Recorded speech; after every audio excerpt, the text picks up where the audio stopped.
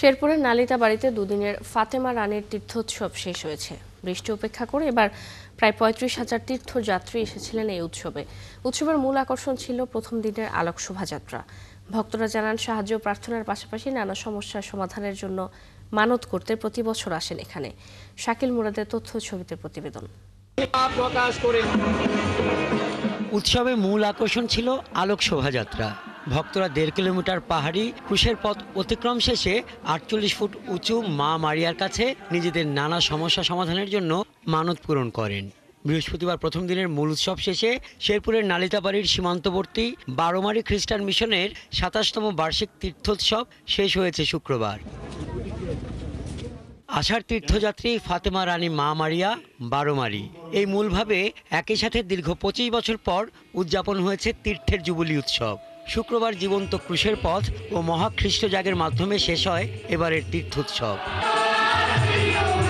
এবার প্রায় ৩৫,০০০ তীর্থযাত্রী এসেছিলেন দেশ বিদেশ থেকে। এই বছর আসছি মামার কাছে প্রার্থনা করতে, নিজের মনস্কামনা মামার কাছে তুলে ধরবো।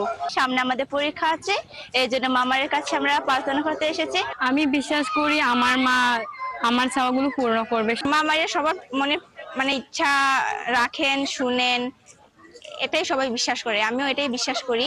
জেলা পুলিশ সুপার জানান, কোনো অপ্রীতিকর ঘটনা ছাড়াই শেষ হয়েছে এবারের তীর্থোৎসব। আর জেলা প্রশাসক বলছেন, এই উৎসবটি দেশের সাম্প্রদায়িক সম্প্রীতির অনন্য উদাহরণ। আমরা পর্যাপ্ত নিরাপত্তার ব্যবস্থা এখানে গ্রহণ করেছি। নিরাপত্তার ঘাটতি বলতে আমরা কোনো কিছু রাখি। নিরাপত্তা বিষয়গুলো আমাদের পুলিশ বাহিনী দেখছে, একই সঙ্গে আমাদের বিজিবি আছে, আনসার আছে, গোয়েন্দা বাহিনী আছে, উপজেলা প্রশাসন, জেলা প্রশাসন সবাইকে নিয়ে সামগ্রিকভাবে কাজ করছি। এই উৎসবের মাধ্যমে বিশ্ব মানবতার কল্যাণে প্রার্থনা করা হয়েছে বলে জানান ময়মনসিংহ ধর্মপ্রদেশের প্রধান।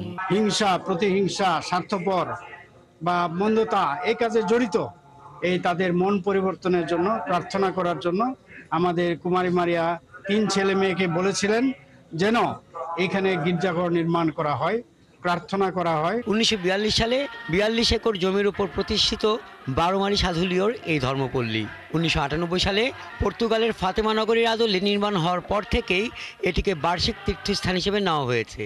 প্রতি বছর অক্টোবর মাসের শেষ সপ্তাহের বৃহস্পতি ও শুক্রবার অনুষ্ঠিত হয় ক্যাথলিকদের এই তীর্থোৎসব। হাসান আহমেদ, ৭১।